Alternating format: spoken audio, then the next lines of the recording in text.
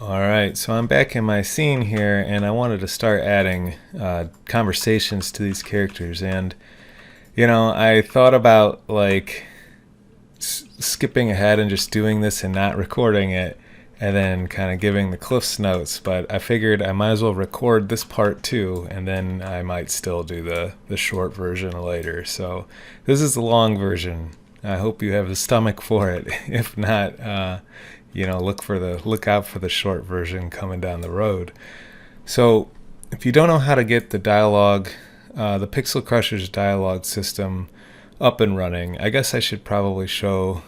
So if you go to Tools, Pixel Crusher's dialogue system, this is the way to get it up and running. But I guess I should show what this asset is, because I don't think I have yet, and I really recommend it a lot. So I want to make sure you know how to buy it if you want to use it for your own commercial projects. So if you go and search dialogue system with the British English spelling, you can check it out. It's actually on sale right now for half price and as part of the spring sale, so that's pretty cool. It's a great asset. Anyway, we have it, the educational version, in this project, the starter kit that I made, which it doesn't have certain things, but like you don't have access to the source code to totally customize it, and things like that. So you can see we have the academic license. I'm going to go to the welcome window, and we need to do a couple things. Well, I guess first off, I think we're for sure going to be using Cinemachine, so I'm going to go ahead and check that box. I noticed it opened some stuff on Visual Studio on my other monitor, so you might want to be on the lookout for that. I guess that's normal. And I guess I'm not using Text Mesh Pro necessarily, so maybe this is all I need to do for now. We might use Timeline down the road. We might use Text Mesh Pro down the road, but this is it for now. The other thing I guess I'd call your attention to is these two are common to check also. So if you're using the new input system or the 2D game physics, for a 2D project, you would want to check these respectively. But that's all for this project. So the next thing I'm going to do is just click. I got to actually get the dialog window open. So I don't know. I don't need this at start really. So I'm going to uncheck that. And I'm going to click Dialog Editor. And it's going to bring up the dialog window. So we can go ahead and close the welcome window. And in the dialog window here, just in case you ever lose this guy, you can also find it Tools, Pixel Crushers, Dialog System, Dialog Editor. And there's actually more ways to get this open too, which we might show later. But this one is going to use the Unity node-based flowchart graph editor thing. So it needs a decent amount of real estate. I'll probably just dock it, in here in this large window with my scene and my game window and the asset store.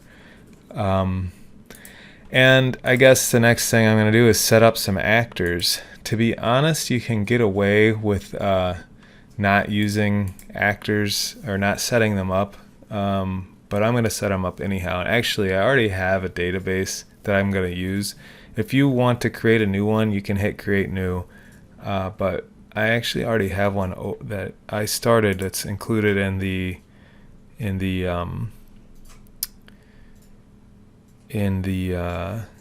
starter kit I made. So I'll just use that one. Where is it? I think I might have made a folder called Dialog. So I guess this makes sense to me. I mean, dialog is a type of asset. So I'm going to open the dialog folder and then open the dialog database by just double clicking it, and it opens in this dialog window. I guess I'll just see for posterity, if I didn't have that window open, what happens when I click it. Oh, check it out, it just opens it. So that's another way to open it up. All right, but if you wanted to make a new dialog database, you could have made a new one there, which might make sense for you. All right, I am going to go to Actors, And I am going to leave player, but I'm probably going to get rid of NPC. I forgot all my characters' names. I'm just going to go into my models, characters directory here. So I've got James, and obviously you don't have to use the Mixamo names, but I'm just going to use it because I'm not creative. So I've got James, I've got Pete. I guess I can give him a little description. I don't, you can access this in various spots. So, it is possible to reveal this to the player, but I don't think it's going to be something they'll see easily by default. So these are kind of just notes for me. Who else do I got? I've got the zombie, which is fine, and Jody, who is the jogger. I'm not going to add a character for the zombie, I don't think, because he's just not going to really talk much. And Jody was the jogger. All right, I think that's everybody here. I had another idea actually for like a security guard who is going to be dead already.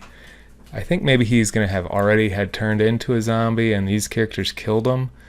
But you're going to have to search his body maybe to get the key to open the door or something like that. So maybe I'll add him later, but for now I don't have it. You could also, for each of these characters then, if you wanted to use portraits, you could add portraits here. But I don't think I'm going to do that because in my game, like when it's 3D, I'm going to like move the camera and center in on the characters I'm having conversations with, and it won't be unclear who they are. So I don't think it's necessary for this kind of a game.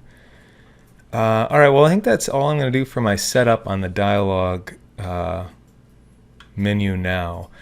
I guess I'll next go into setting up the conversation. So maybe I'll do that in a new video. So I'm going to go ahead and stop this one here.